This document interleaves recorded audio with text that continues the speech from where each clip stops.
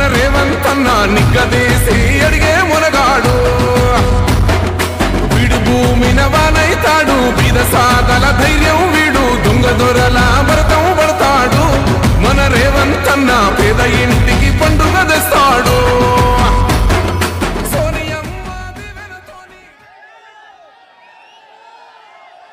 మిత్రులారా ఈరోజు వైఎస్ షర్మిల గారి నాయకత్వంలో విశాఖపట్నంలో ఏర్పాటు చేసిన న్యాయ సాధన సభ విశాఖ ఉక్కు ఆంధ్రుల హక్కు అని వేలాదిగా మీరు తరలి వచ్చి రాజశేఖర రెడ్డి గారి అభిమానులుగా మీ ఉక్కు కర్మాగారాన్ని ఆనాడు త్యాగాల పునాదుల మీద సాధించుకున్న మీరు ఇవాళ విశాఖ ఉక్కును కాపాడుకోవాలని ఒక కార్యక్రమాన్ని ఏర్పాటు చేస్తే ఈ కార్యక్రమంలో పెద్దలు రఘువీరారెడ్డి గారు CWC member doctor YS Rajasekhara Reddy గారి ఆత్మ అడుగడుగున ఆయనను వెన్నంటి నిలబడ్డ డాక్టర్ కేవీపీ రామచంద్రరావు గారు అదేవిధంగా కేంద్ర మంత్రివర్యులు పల్లం రాజు గారు అదేవిధంగా సిపిఐ నాయకులు నారాయణ గారు సిపిఎం నాయకులు అదేవిధంగా కాంగ్రెస్ పార్టీ కార్యనిర్వాహక అధ్యక్షులు జిల్లా పార్టీ అధ్యక్షులు మిత్రుడు రుద్రరాజు గారు అదేవిధంగా మండల పార్టీ నాయకులు గ్రామస్థాయి నాయకులు రాజశేఖర రెడ్డి గారి అభిమానులందరికీ కూడా హృదయపూర్వకంగా నమస్కారం తెలియజేస్తున్న మిత్రులారా ఈరోజు వైఎస్ షర్మిల గారి నాయకత్వంలో ఈ సభను చూస్తుంటే నాకు విశాఖపట్నంలో ఉన్నట్టు లేదు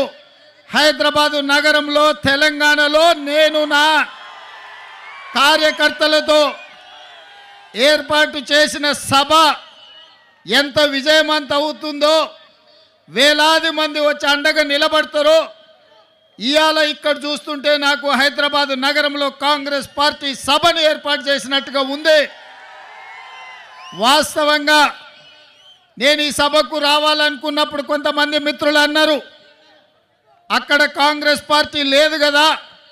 మీరెళ్ళి సభ వైఫల్యం చెందితే మనకు చెడ్డ పేరు వస్తుంది కదా అని అంటే నేను ఒక మాట చెప్పిన వాళ్లకు వైఎస్ఆర్ బిడ్డ వైఎస్ఆర్ ఆశయ సాధన కోసం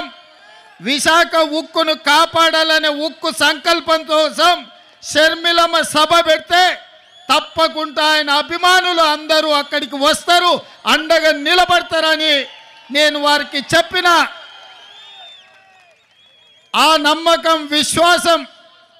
డాక్టర్ వైఎస్ఆర్ మీద మీరు చూపించి షర్మిలమ్మను ఆశీర్వదించి విశాఖ ఉక్కును కాపాడుకోవడానికి వచ్చినందుకు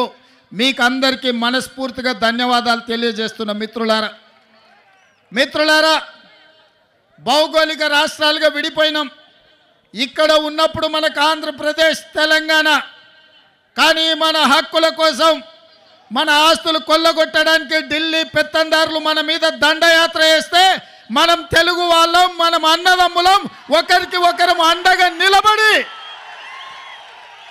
ఢిల్లీ నుంచి సుల్తానులు వచ్చినా జాగీర్దారులు జమీందారులు వచ్చినా